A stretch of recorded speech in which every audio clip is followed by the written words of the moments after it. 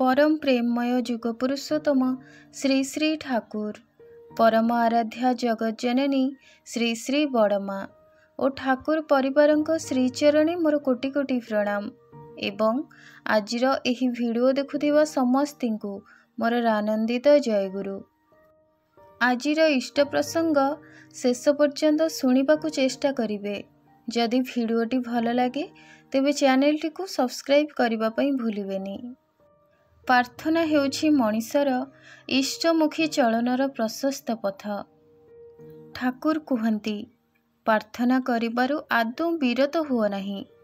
एहाको भाव मधुर करी बोधर सहित आकुल संवेगरे जेउ परिमाणरे करि पारिबो सेही परिमाणरे तुमर मन को उद्दीप्त और पवित्र करी स्वास्थ्य और चरित्र को उन्नत करी तोलिबो प्रार्थना। फलरे सेवा ऐश्वर्य व्यवहार और कर्मपटुतारे अनुसिक्त होई तुमको अभिनंदन करिबो एथिरे संदेह नाही।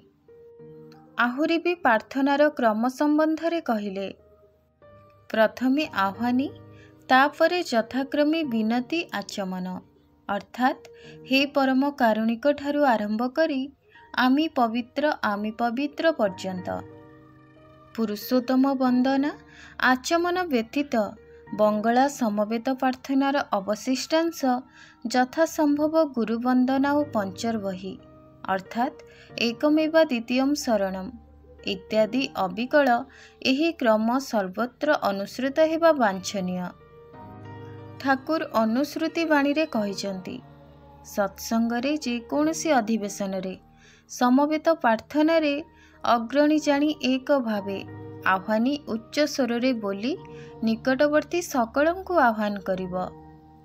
संध्या प्रार्थनारु कदापि विरत हेब नाही।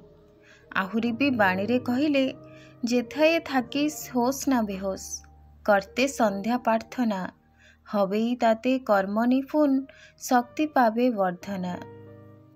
प्रार्थनार माने हुए करिबार भीतर देई प्रकृष्ट भावे कौनसी किछि अधिगत बा आयत करिबा। प्रार्थनार मध्यरे लुचि रहिछि वास्तव करिबा। प्रार्थना हिसाब रे आनुष्ठानिक भावरे आमे जहा करंती ताहा प्रार्थना अनुଯାयी चालिबार पूर्वकृति। ठाकुर को अनेक प्रश्न करिसंती। आमे जे आपणकर प्रदत्त उपासना करंती से समस्त किछि तो मंत्र तेबे आमे जदि आह्वानी आचमन पुरुषोत्तम वंदना पंचर बही और सप्तार्ची बाद देई संक्षिप्त प्रार्थना करू। आलोचना प्रसंग अष्टम खंडरे ठाकुर कहिले मूल को बाद देई केवल आनुषंगिक और बाहिक उपरे जोर देबा भल नुहे। मूल संगे से सबु संयोग करने ही हेब। देहर मैला धोई देह को सुस्थ और परिष्कार रखिबा पई जेपरि स्नान करा जाए सेहीपरि मनर मैला को धोई मन को सुस्थ सतेज और निर्मल रखिबा पई प्रार्थना करा जाए। नियमित ठीक भावरे प्रार्थना न कले मनरे मैला जमी नाना मानसिक रोग देखा दिए एवं मन असुस्थ दुर्बल विशृंखलित होई विचलित होई नाना भूल करि चले। तेणु मन को सुस्थ निर्मल रखिबा पई प्रतिदिन सकाळ और संध्या बेले प्रार्थना समय अनुଯାयी मन प्राण दे करिबा अत्यंत आवश्यक। आहुरी मध्य रात्रिर सोइबा पूर्वरु जदि प्रार्थना करी सुअंती तेबे से तो आहुरी भल। मन ठीक न रहिले जीवनर गति भी ठीक रुहे नहीं। ठीक भावे प्रार्थना कले सबु दिगरु उन्नति हुए एवं शांति मिले।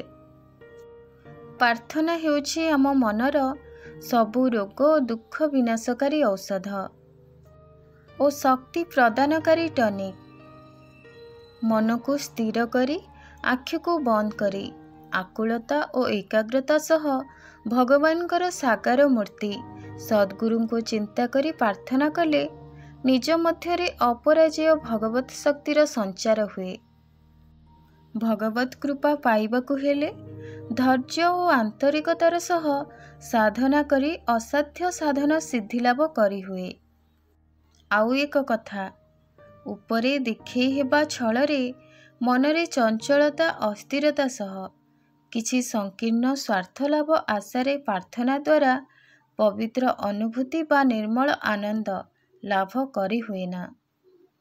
ସଦାବେଳେ ନିଜ ନିଜ ଇଷ୍ଟଦେବଙ୍କୁ ସ୍ଥିରତା, ନିଷ୍ଠା ଓ ଆକୁଳତାର ସହ ପ୍ରାର୍ଥନା କରିବାକୁ ହୁଏ, କିନ୍ତୁ ଅନ୍ୟ କାହାର ଇଷ୍ଟଦେବଙ୍କୁ ନିନ୍ଦା କରି ନୁହେଁ। ତେବେ ପ୍ରାର୍ଥନାରେ ଆହ୍ୱାନୀଠାରୁ ଆରମ୍ଭ କରି ପଞ୍ଚର୍ବହୀ ସପ୍ତାର୍ଷୀ ପର୍ଯ୍ୟନ୍ତ ସବୁ ହିଁ ଆମର ଅବଶ୍ୟକରଣୀୟ।